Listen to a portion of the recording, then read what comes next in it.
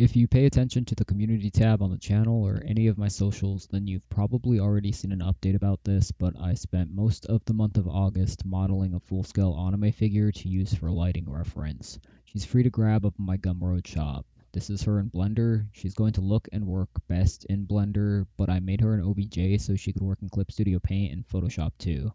For Blender, make sure you're in one of the two render views at the top.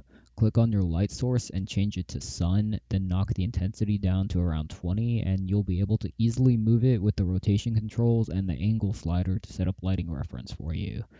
To use her in Clip Studio Paint, go to File, Import 3D Data M.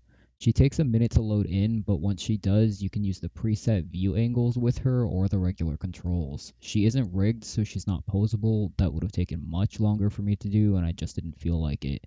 If you have system lag with her in Clip, you can turn off one of the directional light sources and the outline while posing her, and make sure that your view is set to fast instead of normal. Clip also allows you to apply additional effects like screen tone and all the other regular ones if you wanted, though you won't see them in fast view and will have to switch back to normal to see them being applied.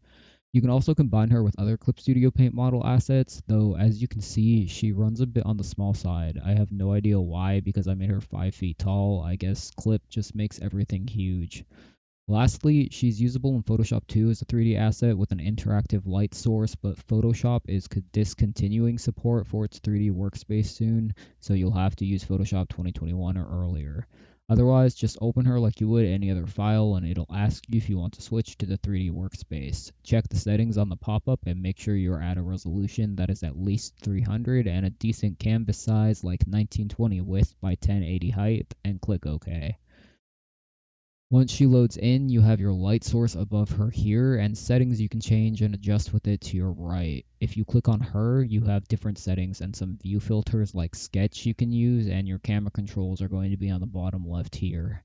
As I mentioned on the purchase page for her on Gumroad, her mesh suffered a bit from the limited dissolve and degenerative dissolve operations I performed on her to shrink her file size from over 1 gigabyte to 200 megabytes to be able to share her with all of you.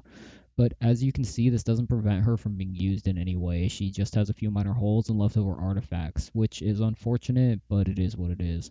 Anyway, feel free to grab her and use her if you want. Also, if you missed it in the community tab, I made a gaming channel, and I'll be moving all of my gaming content off of this one onto that one, and just focusing on art and tutorials and music and stuff on this one. If you liked the gaming content, I've got a lot more of it out and up on that channel now. Just search the Quiet Boy Gamer as one word, and it's the same cringe Catboy avatar. You can't miss it. That's all for this video. Later.